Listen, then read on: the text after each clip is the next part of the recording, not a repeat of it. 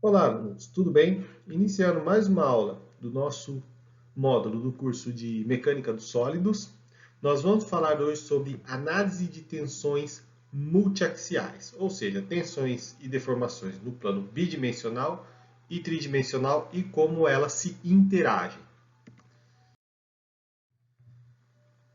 Bom, para a gente poder entender o assunto de hoje, nós vamos falar sobre, fazer uma introdução sobre o assunto, né, para abordar qual é a problemática desse tipo de situação de tensões multiaxiais em projetos de engenharia.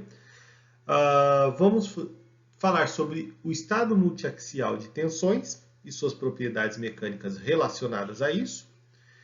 E na outra parte da aula em sequência, nós teremos nas aulas seguintes o estudo do estado plano de tensões, tensões principais e tensões de cisalhamento máxima e círculo de Mohr para o estado plano de tensão.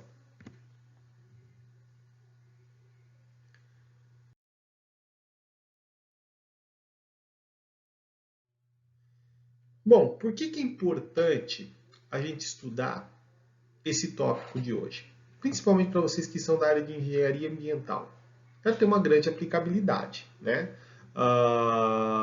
Os dados que a gente consegue obter desse tipo da aula de hoje, ele pode ser utilizado para determinar o estado de tensão multiaxial, em que você pode tirar um dado que vai condizer com todo o esforço que é aplicado numa estrutura, seja ela bidimensional ou até tridimensional. Você também pode utilizar esses dados para fazer um dimensionamento racional de estruturas, ou seja, quando você tem um universo de um corpo, está num universo de corpo, né, em que ele está sendo carregado em várias direções, vários sentidos, né, você tem que tirar uma tensão de projeto para poder fazer esse dimensionamento. Como que isso é feito? É o que a gente vai abordar na aula de hoje, tá? E o próximo ponto é a determinação de propriedades mecânicas aplicáveis a projetos submersos. Tá? Um ponto muito interessante para vocês que trabalham muito com a parte de fluidos, tratamento de esgoto e assim por diante. Tá? Se a gente for dar uma olhada aqui nas situações em que vocês possam trabalhar com esse tipo de projeto, né? Nós temos aí, por exemplo, tubulação de esgoto. Então percebam que nesse tipo de situação nós temos um tubo que ele é pressionado por um fluido que passa internamente a ele e também ele é pressionado pela massa que tem de, de solo em torno dele para dar o suporte, né? Ou seja, então você tem um corpo que na verdade ele não é só carregado num plano bidimensional, ele é carregado num plano tridimensional. Dá para analisar ele bidimensionalmente? Sim, dá, mas a gente tem que fazer qual é a situação desse plano bidimensional que traz uma situação mais problemática no seu projeto, tá? Uma outra situação aí são dutos que são justamente colocados dentro de superfícies imersas, né? Então, esse tipo de situação, o próprio duto ele está sendo pressionado pela pressão da água em todos os sentidos e direções nele. E como tirar um dado para fazer um projeto de uma estrutura dessa? É o que a gente vai abordar nessa aula de hoje. Bom, como que ocorre a situação de carregamento em projetos de engenharia, principalmente nessa situação que a gente está abordando, de corpos submersos? Ou a gente pode trabalhar normalmente com um corpo que esteja no ar, né? Bom, primeira coisa que a gente tem que entender, vamos pegar esse corpo aqui para poder analisar. Se você pegar um corpo qualquer, tá? E você vê que ele tem força para diversos sentidos e direções, tá? Então nós temos aqui F1, F2, Fn, tá? Então esse corpo está sendo carregado por várias direções e vários sentidos. Como que eu vou analisar as tensões que ocorrem dentro dele? Então eu vou pegar uma porção interna ao corpo e vou analisar ele. Como que isso ocorre? Se eu pegar um corpo que ele tem essa situação tridimensional de carregamento, o que eu vou ter? Em cada face do cubo tridimensionalmente, eu vou ter o quê? Eu vou ter essas tensões, em que quando eu tenho os números aqui I e J, Lembra da notação inicial, I e J, né? Iguais, elas são tensões normais, porque está atuando no mesmo plano de direção que eu estou o mesmo eixo, né, que é o eixo principal dele que eu estou analisando, é onde a força está atuando e ele fica uma força nesse sentido com o plano paralelo, perpendicular. Desculpa, tá? É um plano perpendicular. Então eu tenho a força nesse sentido, o plano é perpendicular, é esse eixo que eu estou analisando. Então eu tenho aqui em cada face uma tensão normal, aqui eu tenho uma tensão cisalhante e aqui eu tenho uma tensão cisalhante. Lembre-se que aqui ele tem a força atuando no eixo 2 e o plano 3, né? Que eu estou analisando é esse eixo aqui e aqui o 2, 1. Então, quando eu tenho o I diferente de J, a tensão é cisalhante. Quando eu represento o I igual a J, a tensão é normal, tá? Então, eu tenho uma tensão normal e duas cisalhantes. Nesse plano aqui, que ele também vai sofrer esforço, eu tenho uma normal mais duas cisalhantes. E aqui embaixo, a mesma coisa. Uma normal e duas cisalhantes. Então, veja que um corpo ele pode chegar a ter até 9 tensões desenvolvidas nele. Tá? Tudo bem até aí? Beleza, eu posso analisar fazendo decomposição de plano cartesiano. A única questão que a gente tem que perguntar é o seguinte: no universo de um corpo que está com carregamento em todos os sentidos, que tensão que eu preciso tirar para fazer o meu projeto? Então, de tudo isso daí, eu tenho que tirar uma tensão única de projeto. E como que a gente vai fazer isso? Né? Quais são as constantes mecânicas que são envolvidas para a gente poder dimensionar corretamente? Será que só usar o módulo de elasticidade é o suficiente? Não é bem por aí. Temos outras constantes que precisam ser desenvolvidas em cima disso, tá bom? E é o que a gente vai ver nessa aula de hoje.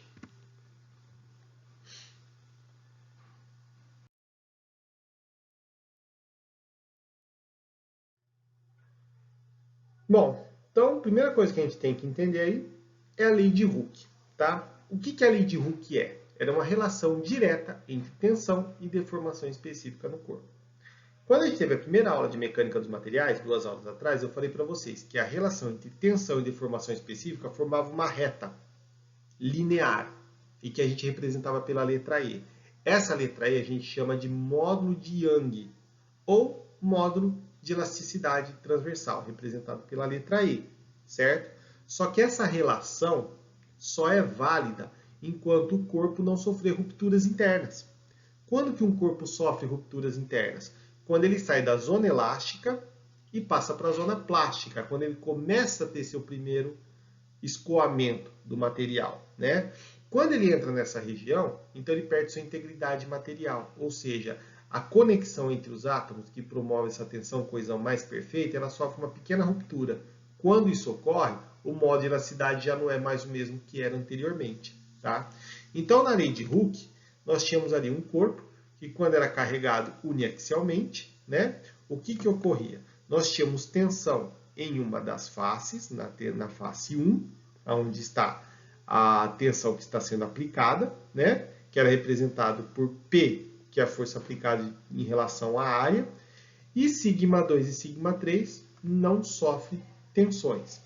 E a gente poderia representar muito bem a lei de Hooke por essa equação. Sigma é igual a E vezes epsilon. Então, toda vez que eu falar para vocês que um corpo ele obedece à lei de Hooke, tá? Eu estou falando isso daqui, que a relação entre tensão por deformação específica, ela é uniforme, tá? Ou seja, ela é, se eu pegar qualquer momento que eu aumento ali, deu 10 megapascal, deu 0,01 de deformação específica. Se eu for para 20 megapascal, ele vai para 0,02. 30 megapascal, 0,03 e assim por diante, tá? Isso é a lei de Hooke. Enquanto ele obedecer essa relação direta, em que o E vai ser um valor fixo entre essas variações de tensões por deformações específicas, que vão variar proporcionalmente, eu vou estar com um material que não sofreu nenhum dano interno. Ele não tem rupturas, ele tem integridade material. Então, ele obedece à lei de Hooke. Isso a gente vai explorar muito daqui para frente, tá? O que é lei de Hooke quando ele tem que ser obedecida. Tá? Quando eu falar para vocês, então, só mais uma vez, o material obedece a lei de Hooke, ou seja, ele não passou da zona elástica e a relação tensão por deformação específica é uma relação direta.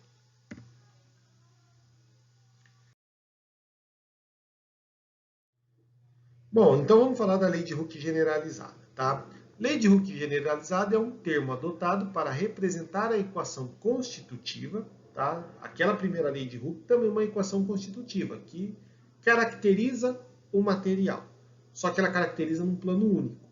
No caso da lei de Hooke generalizada, a gente tem que ter uma equação constitutiva que determina o estado complexo de tensão e deformação específica de um corpo.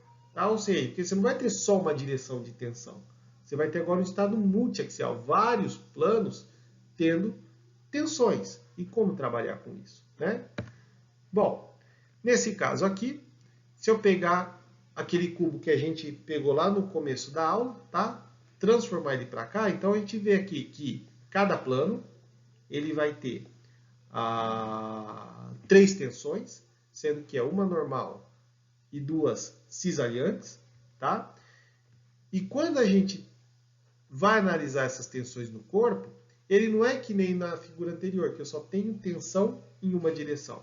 E agora tenho tensão na direção 1, eu tenho uma tensão resultante na direção 2, e eu tenho uma tensão resultante na direção 3.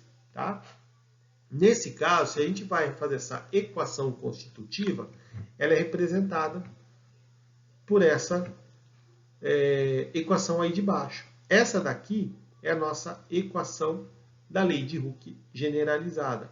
Ela não é diferente da anterior, só que agora eu tenho que relacionar o estado de tensão com o estado de o plano de tensão, com o plano de deformação específica analisado e quais são as suas características mecânicas. Tá? Aqui a gente coloca uma maneira simplificada de mostrar essa equação. Tá? Vocês vão ver muito nos livros que eles colocam uma letra C. Tá? Aqui é só para a gente poder... Por quê? Se o modo de elasticidade depende de muitas outras constantes elásticas por trás para poder determinar a sua propriedade mecânica, que é o que a gente vai ver na aula de hoje. Tá? Aqui outra coisa também que eu gostaria de salientar é que eu utilizei I e J para cá e K e L só para vocês saberem qual é a posição da notação inicial em relação ao módulo que a gente está analisando. Tá? Então, na verdade, seria IJ aqui e IJ aqui, mas para não ficar igual, eu coloquei KL. Nos slides daqui para frente, eu vou voltar a usar IJ para vocês saberem que quando eu analiso a tensão, por exemplo, σ1, ela vai estar com ε11, ε2 e ε3, tá? E assim por diante, para a gente poder ter uma facilidade melhor de analisar esse plano multiaxial de tensão e deformação específica. Mas, por enquanto, só para a gente não poder ficar confundido quais são as notações iniciais, eu modifiquei aqui por KL. É uma forma que a literatura de resistência de materiais usa para justamente explicar essa lei de Hooke generalizada. Bom, então nesse caso aqui, como que a gente vai determinar as constantes elásticas? Que constantes elásticas eu necessito no estado multiaxial de tensões? Em primeiro lugar, vamos só analisar uma coisa. Tá? Qualquer corpo, mesmo que ele esteja num carregamento uniaxial, eu posso ter tensão em uma direção. Mas o meu estado de deformação específica, ele não é uniaxial, ele é multiaxial. Tá? Como que isso ocorre? Vamos pegar esse corpo aqui, que ele tem essas dimensões, e eu aplico um estado de tração. Tá? O que vai acontecer? No eixo principal, esse corpo vai esticar, ou seja, eu tenho uma deformação específica nesse eixo. Ok? Só que o volume do corpo vai modificar, porque se eu estou esticando ele está aumentando de volume se eu não tenho uma modificação de área de seção, certo? Isso ocorre? Logicamente que não, porque se aqui está esticando, alguma coisa está perdendo dimensão para que ele possa esticar nessa direção. Então, um corpo, quando ele é tracionado, ele aumenta de direção em um dos eixos e nos eixos axiais e radiais, ele encurta. Né? Da mesma maneira que se eu fizer o contrário, eu comprimir, essa direção diminui o comprimento e o que ele faz? Ele cresce nas outras direções, porque o volume tem que ser o mesmo. Então, no estado uniaxial de tensão, já naturalmente eu vou ter um estado triaxial de deformação específica. Tá? E como relacionar essa situação aí nas constantes elásticas para analisar meu material? Bom, nesse caso aqui, se eu pego um corpo que ele tem um estado multiaxial de tensão e deformação específica, então eu vou ter tensões tridimensionais, assim como eu vou ter o que também? Deformações específicas tridimensionais. Então, nesse eixo aqui que eu tenho, por exemplo, sigma 11, eu vou ter uma tensão epsilon 11, eu vou ter sigma 12, epsilon 12, sigma 13, epsilon 3. Ou seja, nessa face de plano eu vou ter uma tensão que está sendo aplicada normal nesse eixo, que vai ter uma deformação específica, assim como vai ocorrer nesse eixo e nesse eixo. E a mesma coisa ocorre para esse plano e a mesma coisa ocorre para esse plano também. Ou seja, então, eu vou ter nessa situação multiaxial de tensão, eu também vou ter, além de duas deformações, para cada plano, uma tensão normal, eu vou ter uma deformação específica normal, e eu vou ter duas tensões cisaliantes com duas deformações específicas cisaliantes também. Tá? Assim por dizer, só para a gente poder relacionar a deformação específica com cada tensão que é aplicada. Então, o estado de tensão e deformação, a gente pode representar dessa forma, tá? Numa matriz. Então, eu tenho aqui o sigma ij, ele vai ser o quê? Sigma 11, que é esse plano, sigma 12, sigma 13. Ou seja, aqui nesse plano aqui, essa primeira linha, são as tensões em cima desse plano aqui, ó. Quando eu tenho esse eixo aqui, ó, que já é o sigma 21, eu vou ter sigma 21, porque aqui vai ser sempre, ó, I e J. Então, 11, 12, 13, 21 e 31. 12, 22, 32, 13, 23 e 33, tá? Então, essa face aqui, essa linha representa as tensões nesse plano. E aqui eu também tenho as minhas tensões relacionadas a esse plano, tá? Ou seja, esse é meu estado plano completo de tensão no corpo. E como que fica a deformação específica? Da mesma forma. Cada plano vai ter a sua deformação específica em relação a cada plano analisado, tá? Lembrando que nesse corpo aqui, voltando ao nosso estado plano de tensão, essa linha principal aqui, ó, são as tensões normais. Essas tensões aqui nesses outros dois planos aqui que dessa região aqui, tá? 21, 31, 32, 12, 13, 23, são tensões cisaliantes, tá? Bom, nesse caso aqui, se eu for determinar o meu estado plano, ou meu estado multiaxial de tensão no corpo, ele funciona como pela lei de Hooke generalizada. Ele é uma função que vai depender do quê? Primeiro, da deformação específica que sofreu cada face, do módulo de elasticidade de cada face, do módulo de Poisson, ou coeficiente de Poisson, do módulo de elasticidade transversal G e do módulo de elasticidade volumétrico K, tá bom? Só para vocês entenderem melhor, tá? Nesse caso, quando a gente tem um corpo que ele tem o mesmo módulo de elasticidade para cada plano, por exemplo, tá? A gente chama esse material de material isotrópico. Quando eu tenho um módulo de elasticidade, esse aqui é meu plano, vamos dizer que esse aqui é meu plano principal, representante desse corpo aqui, tá? Nesse plano principal, eu vou ter um módulo de elasticidade e aqui eu vou ter outros dois módulos de elasticidade parecidos, mas diferentes desse aqui que é do principal que eu estou adotando, onde a carga está sendo aplicada, ele se transforma num material ortotrópico, tá? Em que eu tenho um E nesse sentido e aqui eu vou ter dois E's parecidos mas bem diferentes desse principal. E quando eu tenho modo de elasticidade diferente para cada um dos eixos, eu chamo esse material de anisotrópico. Então veja que no estado multiaxial de tensão, dependendo do tipo de material, eu posso ter diversos módulos de elasticidade, pelo menos 3. Tá? Quer dizer, no máximo 3, né? Se ele for isotrópico, é um valor só, porque qualquer eixo, o modo de elasticidade é igual.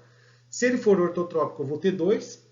Um no principal e 2 o radial e o tangencial serão próximos. E se ele for anisotrópico, qualquer eixo vai ter um modo de elasticidade totalmente diferente entre si.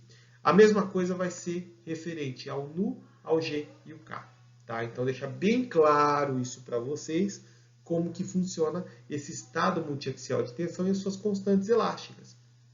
Bom, agora o que a gente tem que fazer? A gente tem que entender o que é cada módulo, né? E como eles se relacionam para a gente poder determiná-los. Vamos primeiro, o coeficiente de elasticidade E, eu nem vou falar porque já foi abordado na aula 1, tá? Ou se não me engano, acho que na aula passada também comentamos sobre isso, né? Vamos já direto para as outras 3 restantes. Primeira coisa que nós temos que analisar, o coeficiente de Poisson. O coeficiente de Poisson é uma relação entre tensão e deformação específica transversal e longitudinal. Tá? O que isso quer dizer? Se eu pegar um corpo e eu faço essa deformação, ele vai deformar x. Então, vamos dizer o seguinte, eu puxei x, ele diminuiu y. Se eu puxar 2x, ele vai diminuir 2y. Se eu puxar 3x, ele vai diminuir 3y. Ou seja, é uma relação direta entre eles. Então, foi observado que quanto mais eu estico o material, mais ele se deforma nesse sentido, que é a coisa óbvia. Só que o que não é óbvio é que isso aqui é proporcional. Não quer dizer que eu vou puxar 1 milímetro para cá e vai diminuir 1 milímetro. Vai ser o seguinte, eu puxo 1 milímetro, vamos supor que diminuiu 0,01 milímetro. Eu puxo 2 milímetros, ele vai diminuir 0,02 e assim por diante. Então, o coeficiente de Poisson, ele vai ser sempre uma relação entre o quê? Entre a deformação específica transversal do corpo, aquela que é menor, pela deformação longitudinal, que é maior. O coeficiente de Poisson, ele sempre vai ser menor do que 1. Tá? Geralmente, os modos de Poisson podem variar entre 0,3 a 0,35. Tá? Já vi estudos que diz módulo de coeficiente de Poisson sendo um valor próximo a 1, né? O que eu acho uma coisa exagerada, mas não fui atrás muito disso, mas pode ter valores acima disso daí. Mas se você precisar fazer um trabalho e vou chutar o valor do coeficiente de Poisson, pode utilizar entre 0,3 e 0,35.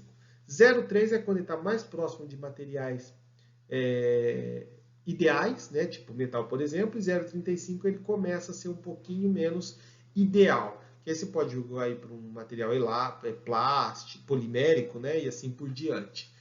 E outra coisa, por que eu tenho esse símbolo de menos aqui na frente? Tá? Porque o que acontece? Eu tenho que a deformação longitudinal e transversal são inversos. Como falei para vocês, se eu estico no principal, no longitudinal, o transversal diminui. Então aqui é negativo e aqui é positivo. Esse menos é só para poder deixar o coeficiente de Poisson no valor positivo. Se eu diminuo nesse eixo aqui, ele vai aumentar. Então, esse é positivo e esse passa a ser negativo. Então, mais uma vez, o símbolo de menos é só para poder fazer essa conversão do módulo do coeficiente de Poisson ficar positivo. Módulo de elasticidade transversal. Esse é um dos mais importantes que a gente tem que ter, tá? Porque vários corpos, não relacionados a projetos civis, mas mais projetos mecânicos, né? Quando você tem um eixo que vai passar, por exemplo, você tem um tanque de aeração. Aí você coloca um motor com uma haste e uma hélice embaixo para poder ficar girando e você fazer com que haja oxigenação num tanque de decantação de água, né? Ou de tratamento de esgoto, seja lá o que seja necessário fazer. O que acontece? Esse eixo que está passando potência do motor para a hélice girar, ele está sofrendo um giro, que ele ocorre uma torção. Tá? Quando você tem uma torção, você tem uma deformação angular. Tá? Quando você tem essa deformação angular, você tem que trabalhar com modo de elasticidade transversal, tá? Não principal. Qual que então é a definição do módulo de elasticidade transversal? Ele é um coeficiente de proporcionalidade dos materiais entre tensão e deformação provocada por tensões cisalhantes. Tá? Bom, se eu fizer um gráfico de um corpo que sofre uma tensão cisalhante pela deformação cisalhante nele, eu vou ter esse gráfico aqui, muito parecido com o que a gente viu no módulo de elasticidade longitudinal. Não é diferente. A única coisa que vai mudar é o tipo de ensaio que a gente emprega. Tá? Nesse caso, no longitudinal, a gente usa o ensaio de tração ou compressão. Por quê? Porque eu tenho uma carga aplicada justamente no eixo principal. Nesse caso aqui da deformação cisalhante, eu vou usar uma deformação pura de torção no corpo, uma deformação angular pura nesse corpo. Tá? Então, no primeiro eu deixo uma tensão exclusiva em um eixo, e nesse caso agora eu tenho o quê? Uma deformação específica em cima de um eixo. E aí eu consigo fazer esse gráfico aqui. Ele vai ter sua região elástica, região de escoamento, né? E vai ter sua tensão cisalhante máxima de ruptura, tensão cisalhante máxima e tensão cisalhante de ruptura, tal como a gente viu para a determinação de propriedades mecânicas. Então, essa inclinação dessa reta aqui, ó, é o nosso G. Tá? É o quê? É o nosso E, só que agora com uma outra letra, que a gente chama o módulo de elasticidade transversal pela letra G. Então, para calcular esse G, né, a gente usa as tensões cisalhantes pelas deformações cisalhantes. Tá bom? Nesse caso, a tensão, a gente viu que cisalhante é representado pela letra tal, e no caso aqui, a deformação cisalhante a gente representa pela letra gama, tá bom? Bom, de certa maneira, se eu não conseguir fazer esse ensaio, eu posso tentar pelo menos estimar esse módulo de elasticidade transversal. Você pode jogar entre 1/3 a metade do valor do módulo de elasticidade longitudinal. Tá? Então, ele tem que ficar entre esses dois valores. Se eu precisar fazer uma estimativa, eu posso jogar justamente essa relação. Por que isso é importante? Tá? Você ter mais ou menos esse parâmetro. Porque tem muito corpo que você não consegue fazer o ensaio de cisalhante. Por exemplo, se você pegar um concreto, você vai conseguir girar? Você não vai conseguir girar. Tal como a gente faz com material polimérico e tal como a gente faz para um material metálico. Tá? Nesse caso, para determinar o G, tem outras formas para a gente poder determinar para o material cerâmico, por exemplo. A gente vai ver ainda na aula de hoje. São equações que ligam esses parâmetros, tá bom? Mas, se não tiver a melhor maneira, que é determinar por um ensaio de torção, né? Uma das alternativas é você conseguir fazer uma estimativa próxima desse valor. Módulo de elasticidade volumétrico, ou como é conhecido como bulk módulos. Tá? Ele é definido como coeficiente de dilatação do material quando sujeito a pressões hidrostáticas. Tá? O que isso quer dizer? Principalmente esse conceito é importante para vocês da engenharia ambiental, porque vocês sempre estão trabalhando com o corpo imerso em um meio fluídico. Seja para tratamento de esgoto, seja para tratamento de água, sempre o material vai estar no meio fluídico, tá? Isso é muito comum na área de vocês. Nesse caso, vamos pensar em vocês em si. Vocês acham que vocês não sofrem pressão hidrostática? Muito pelo contrário. Estamos sofrendo pressão hidrostática a todo tempo. Por quê? Porque há uma coluna de ar, um envolto de ar em torno da gente que faz pressão. E essa pressão é o que dá forma ao nosso corpo como nós vemos, tá? Se a barriga aumenta ou diminui, aí é você que engorda ou não. Não é questão da pressão hidrostática, né? É questão mesmo de alimentar a coisa. Mas você está sofrendo essa pressão que dá essa forma, tá? Agora, se eu pegar você e levar para um outro planeta, vamos supor que eu levo você para a Lua, tá? O satélite da Terra. O que acontece? Será que o seu formato de corpo é o mesmo? Com certeza não vai ser. Por quê? Porque a pressão atmosférica que você está sofrendo é menor que a da Terra. Então, seu corpo tende a inchar. Então, no corpo, quando ele sofre pressões hidrostáticas, tá? Vamos pegar esse cubo aqui. Se eu faço uma pressão menor do que a que ele está sofrendo no momento, o que vai acontecer? Ele vai aumentar. Por quê? Porque não tem uma pressão tão forte nele para diminuir de tamanho. Diminuiu a pressão, ele vai se dilatar para cima. Tá? Então, no caso de um elemento que está sofrendo pressões hidrostáticas, o que a gente tem que considerar? Que as tensões e deformações são iguais em todos os eixos. É um valor único. Qualquer eixo que você pegar vai ser a mesma pressão e a mesma deformação. Tá? Bom, nem sempre um corpo vai aumentar. Né? Por exemplo, quando a gente trabalha aí com corpos submersos, inclusive quando você só está mergulhando, por exemplo, ou está na piscina, seu corpo está aqui. Aí você começa a descer na piscina. Né? O que acontece? Você sofre uma pressão maior no ouvido, você sente uma pressão maior. É só no ouvido que você sente essa pressão? É seu corpo inteiro que está tendo uma coluna de água maior e essa tensão vai aumentar. Ou seja, o que acontece com o corpo desse daqui? Em vez dele aumentar as suas dimensões, ele vai diminuir. Então, quanto mais você entra para debaixo do corpo d'água, menor ele vai ficar. Tá? Então, esse é o conceito do modo de elasticidade volumétrico. Aí você fala, professor, mas quando a gente faz o ensaio de compressão uniaxial, a gente não está tratando do modo de elasticidade volumétrico. E aí eu aplico num projeto estrutural, isso não vai dar problema? De certa maneira, não. Por quê? Porque quando você faz o ensaio de material já dentro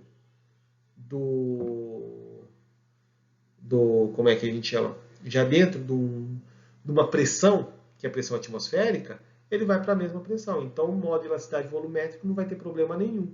Ele vai começar a influenciar se você, por exemplo, fizer um projeto de tubo que seja submerso, como, por exemplo, exploração de petróleo, ou então, quando a gente vai fazer alguma coisa que seja para o espaço. Aí, esse índice, ele tem que ser levado em conta. Bom, quais são as relações, então, entre todas essas constantes elásticas? Modo de elasticidade longitudinal, coeficiente de Poisson, modo de elasticidade transversal e modo de elasticidade volumétrico. Né? Se a gente pega um corpo com uma carga axial, né? Então vamos pensar da seguinte maneira. Eu tenho aqui o corpo, ele está sendo tracionado. Então ele traciona aqui e diminui aqui. Então o que eu estou mexendo? Estou mexendo com o modo de elasticidade longitudinal. Automaticamente, se ele está diminuindo, eu tenho o módulo de Poisson. Como eu tenho deformações que não estão no mesmo eixo de aplicação, essas deformações aqui são deformações cisaliantes. Então, eu estou mexendo com o G. Tá? E se esse meio estiver dentro de um corpo submerso, eu vou também estar trabalhando com o módulo K. E, professor, como é que a gente faz para determinar tudo isso? Né? Essas constantes. Tá? Eu tenho que o seguinte, que o modo de elasticidade está intimamente relacionado com o coeficiente de Poisson. E esse coeficiente de Poisson se relaciona com o modo de elasticidade transversal e o modo de elasticidade volumétrico. Então, se eu tiver duas das constantes, eu consigo determinar as outras duas restantes. Tá? E como que isso é feito? Através de uma relação. No caso se eu quiser determinar o módulo de elasticidade volumétrico, eu uso essa equação. Então, se eu determinar quanto vale o E e quanto vale o coeficiente de Poisson, eu consigo determinar esse K aqui. E como que eu determino esse coeficiente de Poisson? Faço um ensaio longitudinal, determino quanto que ele estica nesse sentido e quanto que ele diminui nesse. Fazendo essa relação, eu tenho o coeficiente de Poisson, eu consigo determinar por um método experimental qual que é o módulo volumétrico. A mesma coisa vai ser válida para o índice G. Tá? Aqui é o módulo de elasticidade transversal. Eu posso utilizar essa equação aqui, que também relaciona o G em função do módulo de elasticidade do coeficiente de Poisson, para a gente poder determinar quanto que vale esse módulo aí. Então, se você estiver, por exemplo, trabalhando com material cerâmico, que você não consegue fazer uma torção nele, o que eu posso fazer? Eu posso simplesmente fazer uma compressão desse corpo, analisar o quanto ele se deforma nesse sentido e nesse sentido aqui, tanto o longitudinal quanto o transversal, e eu consigo determinar quanto vale esse nu aqui. Tá? De certa maneira, para o material concreto, ele é um material mais ortotrópico, né? Eu vou ter essa deformação aqui e os radiais e tangenciais praticamente vão ter a mesma deformação, tá bom? No material metálico, por exemplo, se eu posso determinar tanto E quanto G, tá? Só que eu precisaria fazer um ensaio de torção. Não tem muita norma em relação a isso, na brasileira não existe. Se eu quiser usar, eu vou ter que usar STM, tá? Mas você pode também determinar o G e aí você consegue calcular o coeficiente de Poisson e o módulo de elasticidade volumétrica, tá bom? Bom, então finalizando essa primeira parte da nossa aula, tá? Nós vimos aí qual é o estado multiaxial de tensão, como que ele se relaciona e quais são as constantes elásticas que estão envolvidas nesse tipo de estado de tensão, tá? Na próxima parte da aula, a gente vai voltar agora para um estado plano de tensões, tá? E como que a gente vai determinar essas tensões cisaliantes máximas e tensões cisaliantes normais ou principais máximas também, tá bom? Um grande abraço e até a próxima parte da aula.